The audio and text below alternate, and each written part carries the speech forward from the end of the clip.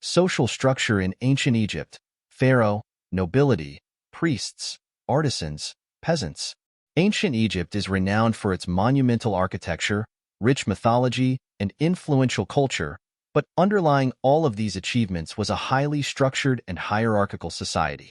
At the top of this hierarchy was the pharaoh, a god-king who wielded absolute power.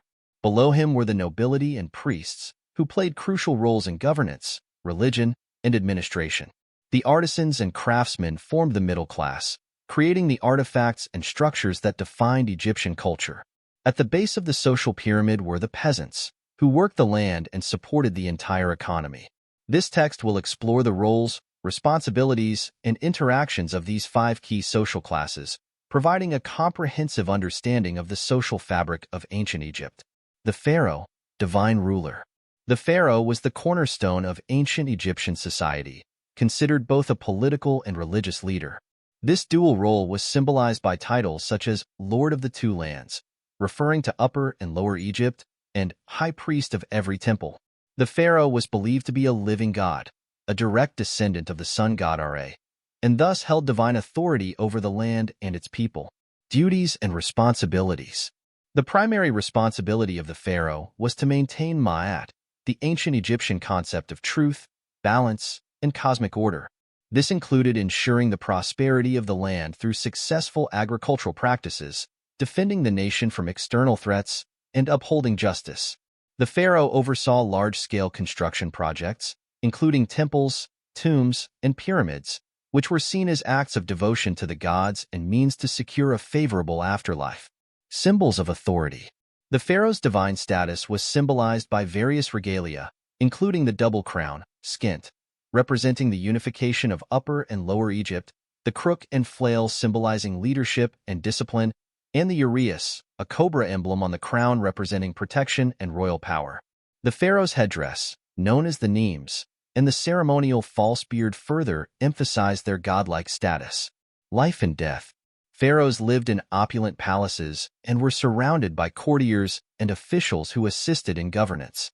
Upon their death, pharaohs were mummified and buried in elaborate tombs, such as the pyramids of Giza or the rock-cut tombs in the Valley of the Kings. These burial practices reflected the belief in an afterlife, where the pharaoh would continue to rule and protect their people from beyond the grave. The nobility, wealth and power.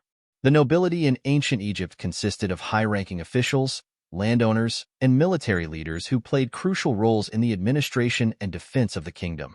This class was characterized by their wealth, influence, and close association with the pharaoh. Administrative roles. Nobles often served as viziers, the highest-ranking officials who acted as the pharaoh's chief advisors and heads of the bureaucracy. They were responsible for overseeing the administration of justice, collecting taxes, and managing state affairs. Other important positions held by nobles included treasurers, overseers of the granaries, and heads of various departments such as agriculture and labor. Military leadership.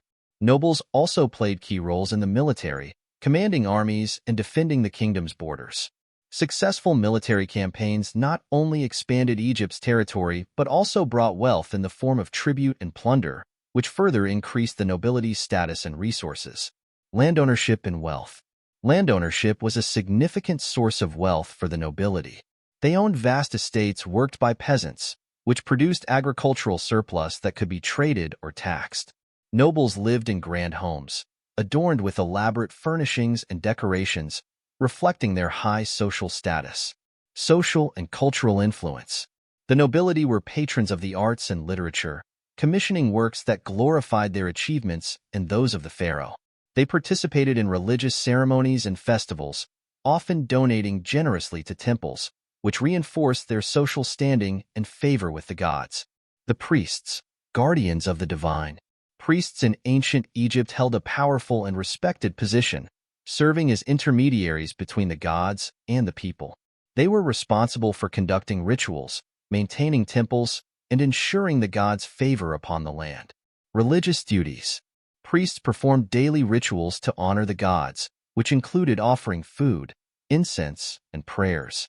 They also conducted ceremonies to mark significant events such as the inundation of the Nile, harvests, and festivals dedicated to various deities. The high priest, known as the first prophet of the god, was a position of great influence, often advising the pharaoh on spiritual matters. Temple management. Temples were the economic and religious centers of ancient Egyptian society. Priests managed temple estates, which included vast lands, workshops, and granaries. The wealth generated from these estates supported the temple activities and the local economy. Temples also served as places of learning, where priests were educated in religious texts, medicine, astronomy, and mathematics. Social influence. Priests were highly respected in society due to their knowledge and spiritual authority. They played a crucial role in maintaining Ma'at by ensuring that the gods were appeased and that their divine will was followed. This influence extended to advising the pharaoh and the nobility, making priests key figures in both religious and political spheres. The artisans, creators of culture. Artisans and craftsmen formed the middle class of ancient Egyptian society. They were skilled workers responsible for producing the goods and artworks that defined Egyptian culture, from pottery and jewelry to statues and temples. Types of artisans. Artisans specialized in various crafts, including stone carving, metalworking, pottery, weaving, and painting. Stone carvers created the statues and reliefs that adorned temples and tombs, while metalworkers produced tools, weapons, and ceremonial objects. Potters made everyday items such as vessels and storage jars, and weavers produced linen textiles for clothing and trade. Guilds and workshops. Artisans often worked in organized guilds or workshops, which were sometimes attached to temples or royal projects. These workshops were centers of production and training, where skills were passed down through generations.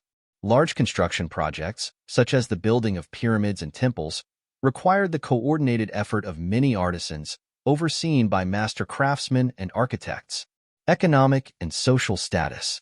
While artisans were not as wealthy as the nobility or priests, they enjoyed a relatively high status due to their specialized skills and contributions to society.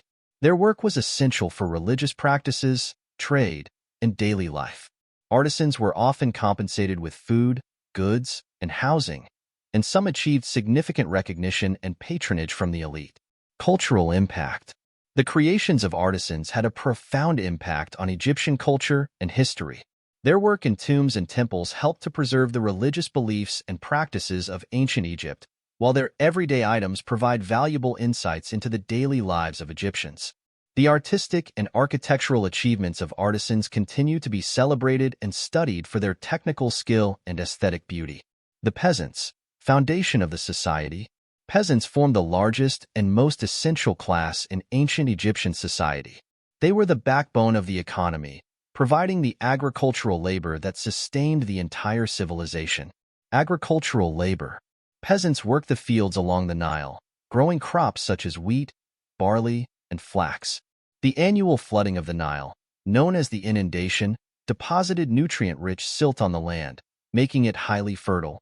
Peasants planted and harvested crops according to the agricultural calendar, which was closely tied to the Nile cycles.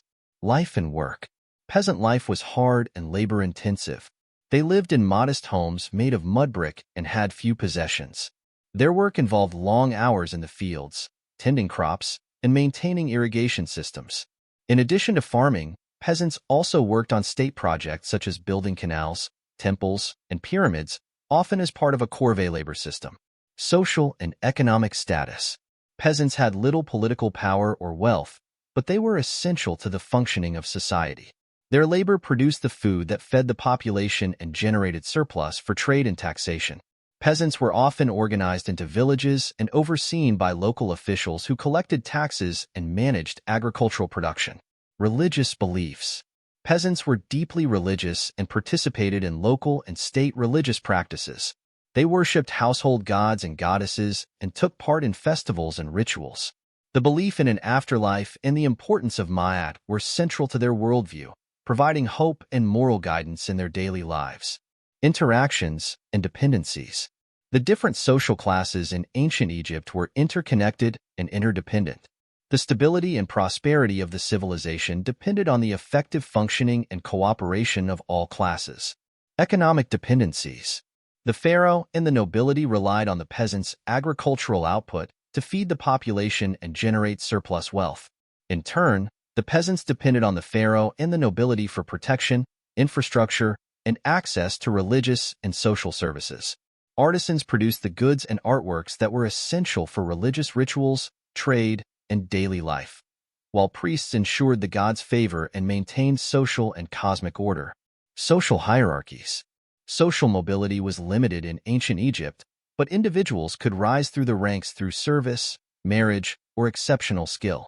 The education and training provided by temples and workshops allowed some to achieve higher status, while military service and administrative roles offered opportunities for advancement.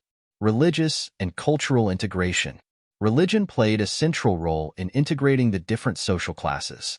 The shared belief in the gods and the afterlife created a common cultural framework that reinforced social cohesion. Festivals, rituals, and temple activities brought together people from all social strata, fostering a sense of unity and shared purpose.